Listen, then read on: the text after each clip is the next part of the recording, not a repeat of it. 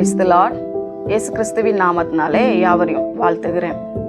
பாவம், குற்றம் இது ரெண்டும் ஒன்றா இல்லை வேறு வேறா, அதை குறித்து தான் இன்னைக்கு நம்ம பார்க்க போகிறோம். பாவம்னா என்ன, குற்றம்னா என்ன? பாவம் என்பது நம்ம கண்களில் பார்க்குறோம் இல்லையா, அதை பார்க்கும்போது சும்மா சாதாரணமாக ஒரு தடவை பார்த்துட்டு அது அப்படியே சாதாரணமாக போயிட்டோம்னா அது ஒன்றும் கிடையாது. ஆனால் திரும்பி திரும்பி அதையே பார்த்து அதை அப்படியே ஒரு மாதிரி பார்க்கறது, இச்சையோடு பார்க்கறது, அதை பார்த்துட்டு அது மேலே ஒரு கனவுகளையும் ஒரு கற்பனைகளையும் இது பண்ணுறது. இவங்க நம்ம மனைவியை கிடைச்சா எப்படி இருக்கும், இந்த பொருள் நம்ம வாங்கினா எப்படி இருக்கும், இந்த பைக் நம்ம வாங்கினா எப்படி இருக்கும், இவங்க வச்சிருக்கிற அந்த நகை நம்மக்கிட்ட இருந்தால் எப்படி இருக்கும், இந்த மாதிரி இச்சையோடு பார்க்குற. பக்கத்து வீட்டில் ஏதோ ஒரு கொய்யா மரமோ மாமரமோ இருக்குன்னா அந்த காயை இச்சையோடு யாரும் இல்லாத போது பறிக்கலாமா, இது போல பார்க்கறதெல்லாம் பாவம். ஆனால் நம்ம பாவம் செய்யல, வெறும் பார்வையில் தான் பார்க்குறோம். ஆனால் எப்படி பார்க்குறோம்? இச்சையோடு பார்க்குறோம் இல்லையா? உங்களுக்கு ஒரு வசனத்தை வாசிக்கிறேன்.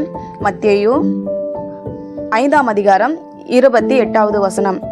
நான் உங்களுக்கு சொல்லுகிறேன், ஒரு ஸ்திரீயை இச்சையோடு பார்க்கிற எவனும் தன் இருதயத்தில் அவளோட விபச்சாரம் செய்தாயிற்று. இந்த வசனம் உங்களுக்கு நீங்கள் நல்லா உத்து கவனிச்சிங்கன்னா உங்களுக்கு புரியும். இச்சையோடு பார்க்குறான், ஆனால் அது என்ன ஆயிடுச்சு? இருதயத்திலே விபச்சாரம் செய்தாயிற்று. அவ்வளவுதான், அவன் இன்னும் செய்கைக்கு கொண்டு வரல. இது வரும் பாவம்.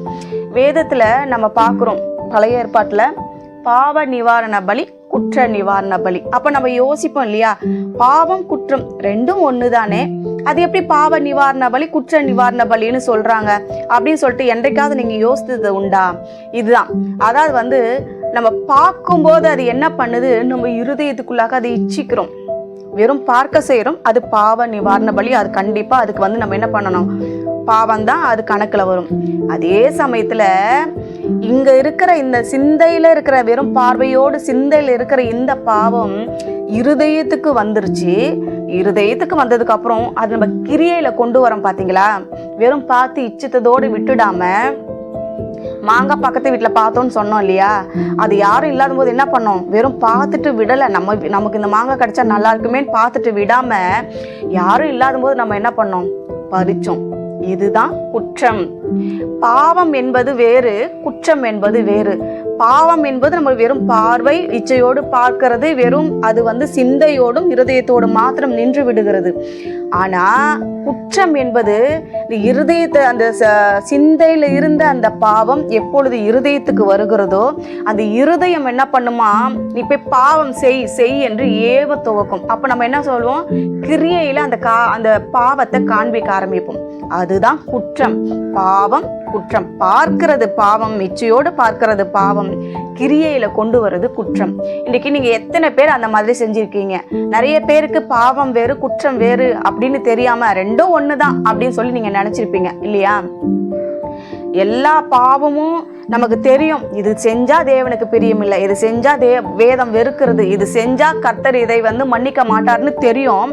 தெரிந்திருந்தும் துணிகரமாக செய்வோம். பார்த்தீங்களா, வெறும் பார்வையோடு பார்த்துட்டு வேண்டாம், பாவத்தோடு நிறுத்திப்போம், ஆண்டவருக்கு பிடிக்காதுன்னு விட்டுட்டு வந்துட்டா அது வெறும் பாவத்தோடு முடிஞ்சிடும். ஆனால் நீங்கள் அது கிரியைக்கு கொண்டு வந்தீங்கன்னா அது குற்றமாகும். ரெண்டும் வேறு வேறு தான், ஆனால் அது மிகப்பெரிய தண்டனைக்குரியதாகும்.